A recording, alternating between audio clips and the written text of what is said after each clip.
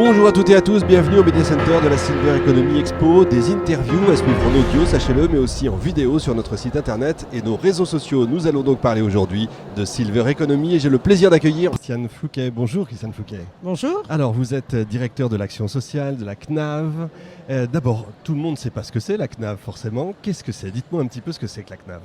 Bon, d'abord, je précise, je suis directeur de l'action sociale de la CNAV Île-de-France. Île-de-France, très bien.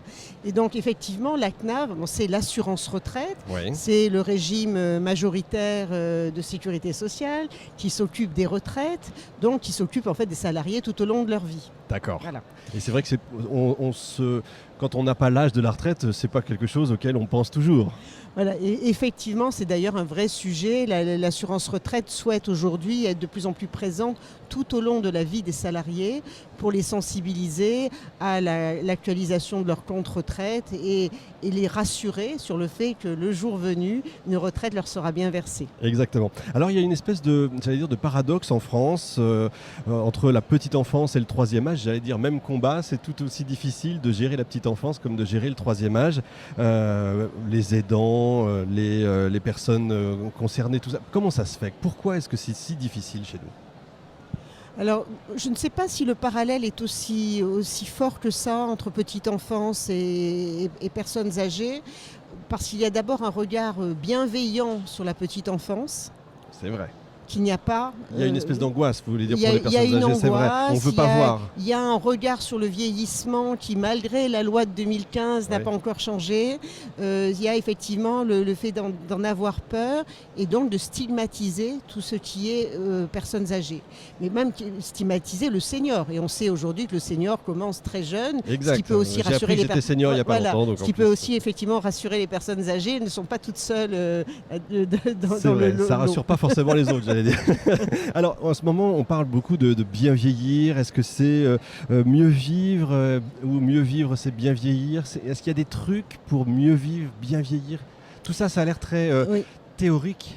Alors effectivement, vous pointez déjà une expression qui est importante. Est-ce qu'on parle de bien vieillir ou est-ce qu'on parle par exemple de bien vivre sa retraite?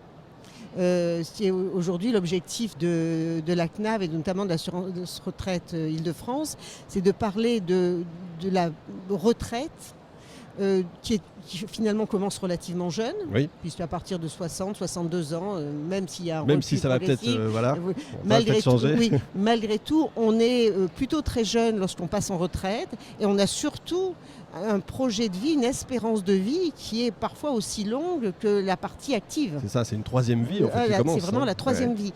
Donc effectivement, il nous paraît plus important, même si le slogan des caisses de retraite, c'est bien vieillir, c'est de dire qu'il faut surtout parler de bien vivre sa retraite. Et donc, en fait, ça s'appuie sur un message qui est très fort pour nous, qui est le message de la prévention des fragilités, prévention de la perte d'autonomie, sont des mots qui rythment notre activité et qui aujourd'hui nous donnent la conviction qu'il faut que les retraités vivent le mieux possible, le plus longtemps possible, sans incapacité. Exact. Alors ça veut dire peut-être mieux vivre et plus longtemps, mais chez soi? Alors, on parle beaucoup d'autonomie, c'est la tendance en fait. L'autonomie, c'est une capacité à vivre au domicile le plus longtemps possible. Effectivement, on est convaincu que la vie au domicile est la meilleure solution, avec quand même cette pensée, cette alerte profonde, cette vigilance qu'il ne faut pas non plus s'obstiner à vivre au domicile trop longtemps, si ça coûte finalement beaucoup trop cher. Alors il y a des solutions autour de la dépendance qui ne sont pas le champ d'activité de la CNAV, c'est le champ des départements, autour des EHPAD, mais même les EHPAD peuvent se faire aujourd'hui à domicile. Oui, c'est vrai, oui.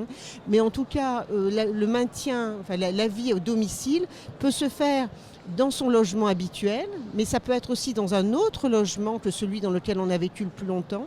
Et on est très sensible au fait que les personnes, notamment au moment du passage à la retraite, s'interrogent sur le fait savoir si leur domicile actuel est celui qui leur permettra de vivre le plus longtemps possible.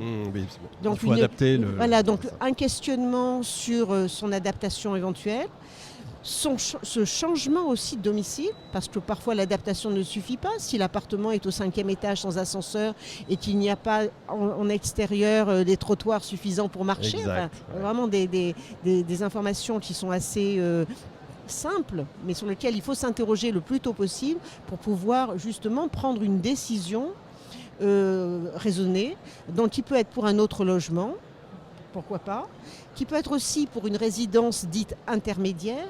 Et la CNAV aujourd'hui est très engagée dans le soutien à la restructuration, aux travaux dans les résidences autonomie, qui peuvent être aussi un autre lieu de vie privé, mais malgré tout où le lien social est assuré avec des activités qui vont faciliter le maintien à domicile. Ça, c'est votre casquette d'administrateur du PRIF ? Voilà, exactement.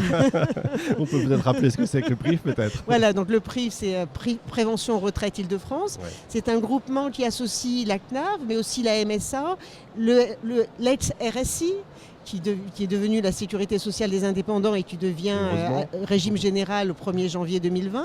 Mais en tout cas, ce groupement, depuis 2011, s'est engagé dans un développement d'actions de prévention, des ateliers mis à la disposition de tous les seniors. C'est important, les ateliers. Voilà. Parce qu'effectivement, souvent on dit qu'on ne se sent pas vieillir, et tant mieux d'ailleurs, effectivement. Mais est-ce qu'il y a quand même des signes malgré tout ?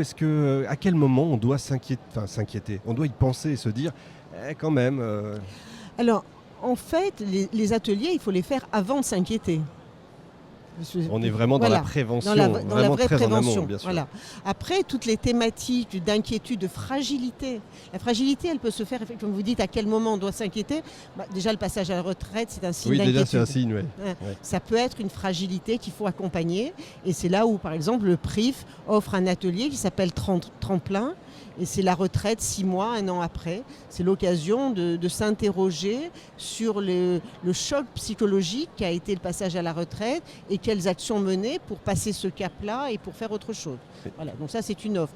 Après, les autres ateliers thématiques autour du bien vivre, santé publique, c'est la mémoire, c'est la chute, c'est l'habitat, on en a parlé, c'est l'alimentation. Voilà, ça sont des activités sur lesquelles une sensibilisation collective vis-à-vis de tous les seniors est importante et peut être une belle réponse. Comment est-ce que vous voyez, pour terminer, l'avenir de l'accompagnement ? Est-ce qu'il va être de plus en plus personnalisé, à votre avis ? Alors en tout cas, il doit être de plus en plus structuré et facilitateur. Aujourd'hui, il est important que les seniors puissent se dire le plus facilement possible je peux m'adresser à quelqu'un. On parle beaucoup du poids des aidants aujourd'hui, et donc côté CNAV, ça sera plutôt les aidants familiaux auxquels on pensera, mais même le senior encore autonome peut aujourd'hui savoir et être informé le plus tôt possible de toutes les activités qu'il peut avoir autour de lui. Donc un accompagnement personnalisé, bien sûr, mais aussi un accompagnement en prévention le plus complet possible grâce à des outils, notamment l'outil numérique. Effectivement.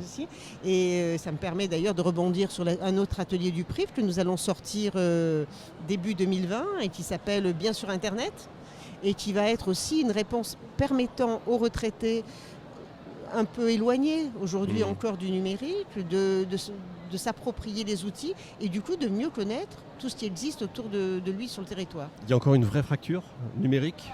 Alors, on ne se rend pas compte, nous Parisiens. Voilà, en fait, les chiffres sont plutôt rassurants. Il y a énormément de retraités qui sont aujourd'hui informatisés, numérisés, mais il y a une partie qui reste encore très isolée, très réfractaire.